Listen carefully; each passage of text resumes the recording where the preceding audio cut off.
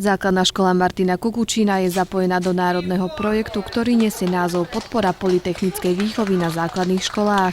Projekt zahŕňa rôzne zaujímavé aktivity, netradičné formy vyučovania a škola získa aj nové vybavenie pre svoje učebne. Pomôcky budú slúžiť žiakom predovšetkým na hodinách biológie, fyziky či chémie. Hlavnou myšlienkou je, aby žiaci sa pripravovali na povolanie, alebo teda aspoň aby smerovali už v tej základnej škole, aby od toho 5. ročníka vedeli, čo ich asi baví a o čo asi majú záujem. A vlastne týmito aktivitami majú možnosť si vyskúšať, či tie ich predstavy by splňali aj očakávania a chceli by to vykonávať aj v budúcnosti.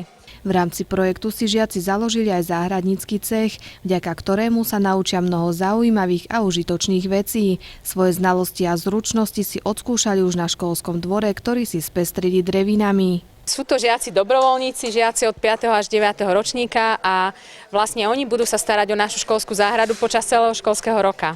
Okrem toho budú vlastnoručne vyrábať aj pomôcky učebné pre mladších žiakov a budú organizovať aj rôzne podujatia pre starých rodičov a podobne. Robíme to hlavne aj pre tých mladších, aby vedeli, že aby si už mohli skôr vybrať, čo budú robiť v budúcnosti.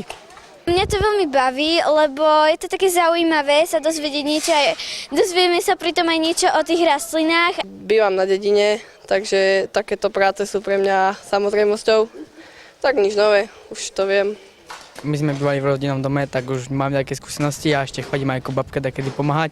Keď treba, tak treba pomôcť. Robím to rada, kedy aj mamine pomáham sadiť kvietky, potom sadíme doma zeleninu, ovocie do hriadky, trávu sme sadili, potom sme burinu vytrhávali a celkom ma to baví. V budúcnosti chceme zakladať ďalšie cechy, ako je krajčírsky a stolársky a tkáčky ešte možno, ak sa vydarí. A niekedy v októbri, teraz takedy o 2 týždne, chceme zavolať našich starých rodičov, babky a detkov, aby nám pomohli nás to naučiť a lepšie, aby sme to vedeli lepšie, ako to vieme my, oni to vedia lepšie, tak aby nás to naučili.